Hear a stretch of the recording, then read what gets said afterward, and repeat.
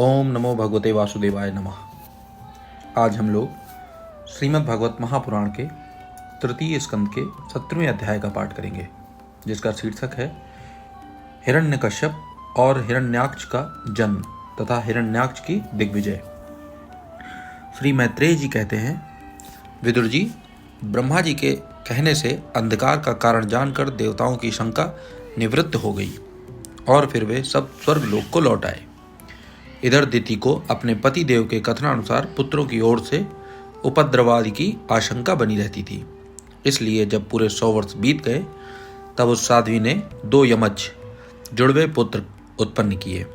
उनके जन्म लेते समय स्वर्ग, पृथ्वी और अंतरिक्ष में अनेक उत्पात होने लगे, जिनसे लोग अत्यंत भयभीत हो गए। जहाँ तहाँ पृथ्वी और पर्वत कांपने लगे, सब दिशाओं में दाह होने लगा, जगह जगह उल्कापात होने लगा, बिजलियां गिरने लगीं और आकाश में अनिष्ट सूचक धूमकेतु, पुच्छल तारे दिखाई देने लगे। बार बार साएं साएं करती और बड़े बड़े वृक्षों की उखड़ती हुई बड़ी विकट और असह्य वायु चलने लगी।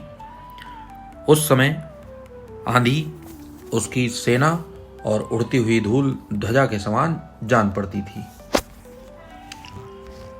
बिजली जोर जोर से चमक कर मानो खिलखिला रही थी।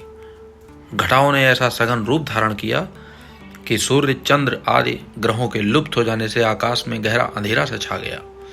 उस समय कहीं कुछ भी दिखाई न देता था। समुद्र दुखी मनुष्य की भांति कोलाहल करने लगा। उसमें ऊंची ऊंची तरंगें उठने लगी और उसके भीतर रहने वाले जीवों में बड़ी हलचल मच गई। नदियों तथा अन्य जलाशयों में भी बड़ी बड़ी खलबली मच गई और उसके कमल सूख गए।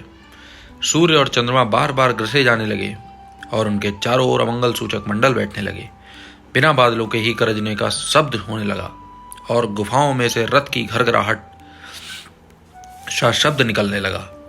गांवों में गीदड़ और उल्लुओं के भयानक शब्द के साथ ही सियारियां मुख से दहकती हुई आग उगलकर बड़ा अमंगल शब्द कहने लगी। जहां तहां कुत्ते अपनी गर्दन ऊपर उठाकर कभी गाने और कभी रोने के समान भांति भांति के शब्द करने लगे।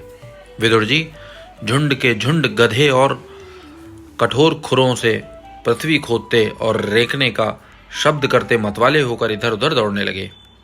पक्षी गधों के शब्द से डरकर रोते चिल्लाते अपने घोंसलों से उड़ने लगे।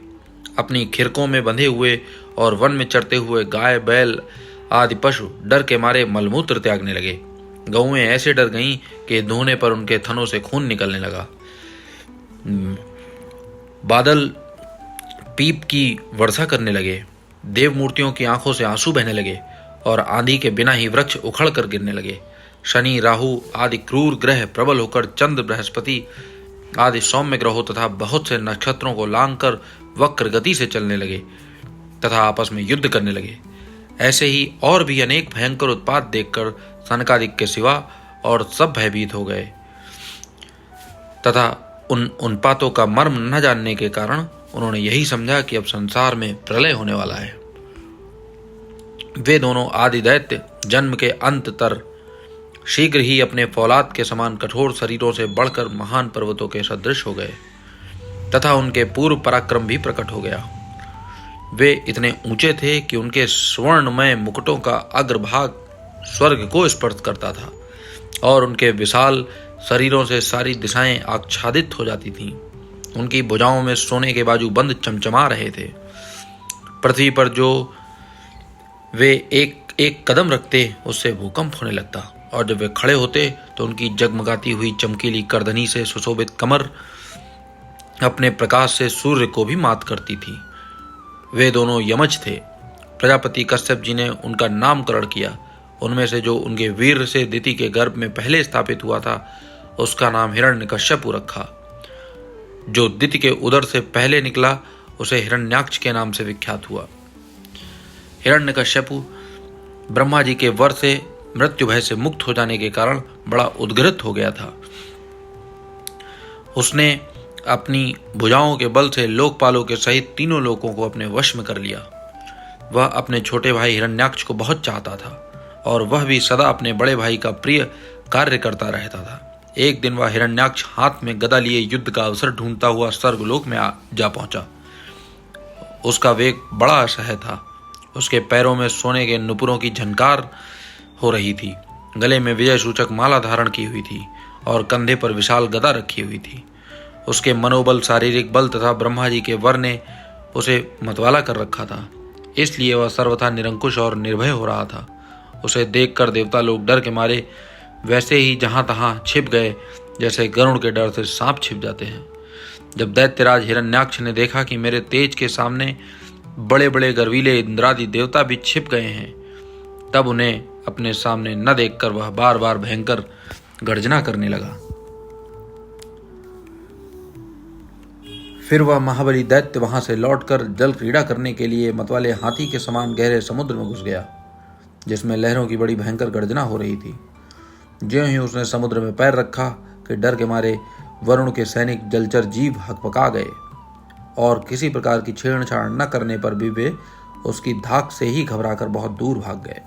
महाबली हिरण्याक्ष अनेक वर्षों तक समुद्र में ही घूमता रहा और सामने किसी भी प्रतिपक्षी को न पाकर बार बार वायु वेग से उठी हुई उसकी प्रचंड तरंगों पर ही अपनी लोहमयी गदा को आजमाता रहा।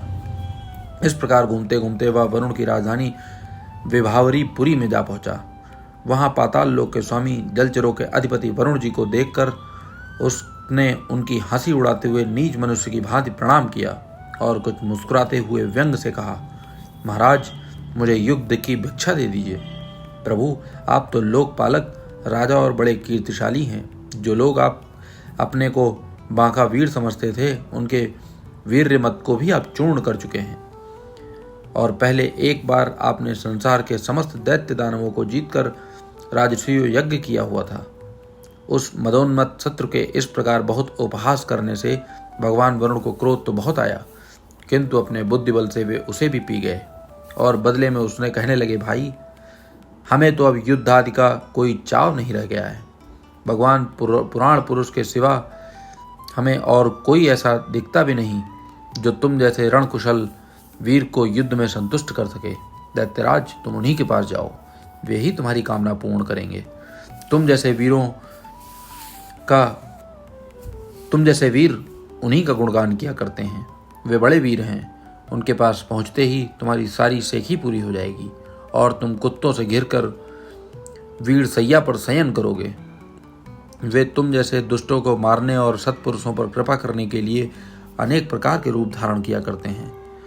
इति श्रीमद्भागवते महापुराणे परमहंसा संहितायां तृतीय स्कंदे हिरण्याक्ष दिग्विजय सप्तदशो अध्याय।